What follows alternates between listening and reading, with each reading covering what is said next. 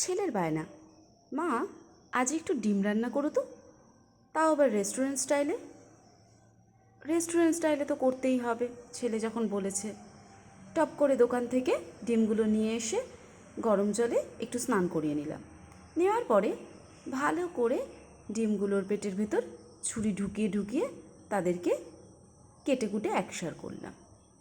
করার পরে দিয়ে দিলাম কড়াইতে তেল। আমি রান্নাটা সাদা তেলেই করলাম। তেলটা একটু গরম হওয়া পর্যন্ত অপেক্ষা করে গরম তেলে ছেড়ে দিলাম ডিমগুলোকে। ভালো করে ডিমগুলো সব দিয়ে খুন্তিটাকে একটু হেলিয়ে দুলিয়ে নিলাম। এবার যখন দেখলাম ডিমগুলোর কালার চেঞ্জ হয়ে গেছে, আমরা ডিমগুলোকে তুলে নিলাম। ডিম তো ভাজা রেডি। এবার তেলে দিতে হবে শুকনো লঙ্কা।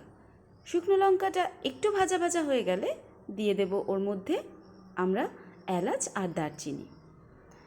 এলাচ আর দারচিনি দেওয়ার পরে দিয়ে দিচ্ছি একটা মিডিয়াম সাইজে কেটে রাখা পেঁয়াজ।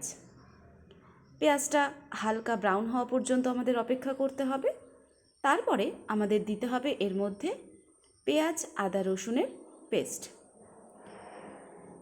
তার মধ্যে একটা টমেটোও দিয়েছি। দিয়ে এর মধ্যে দিয়ে দিলাম একটু নুন, একটু চিনি। নুন না দিলে তো আবার ছেলে গুণ গাইবে না, তো নুন তো দিতেই হবে। তার মধ্যে রেস্টুরেন্টের একটা ব্যাপার আছে, তো সেক্ষেত্রে কাশ্মীরি লঙ্কার গুঁড়োটা দিলাম। দিয়ে একটু ভালো কালার না হলে আবার ছেলের ভালো লাগবে না।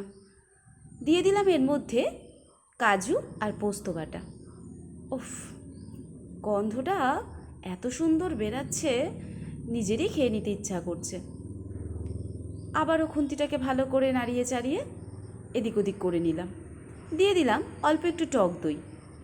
টক দই দেওয়ার পরে অবশ্যই বাটি ধোয়া জল তো দিতেই হবে।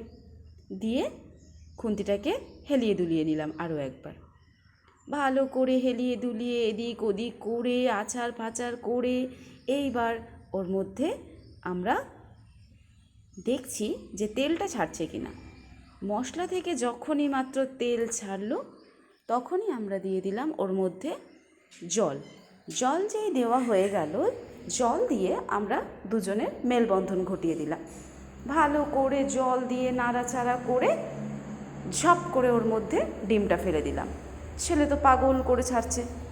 আরে দাঁড়া রে বাবা, খাবি খাবি, একটু হতে দে রান্নাটা।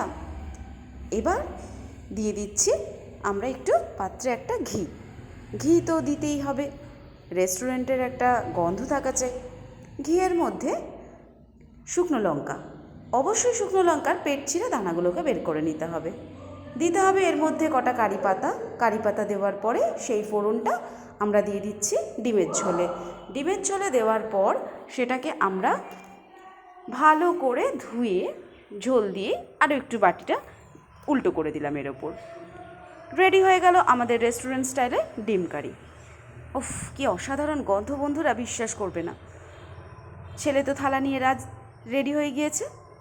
দেখুন, দেখতেও অসাধারণ হয়েছে, খেতেও অসাধারণ। অবশ্যই কিন্তু কমেন্ট করে জানাবেন কেমন লাগলো রান্নাটা।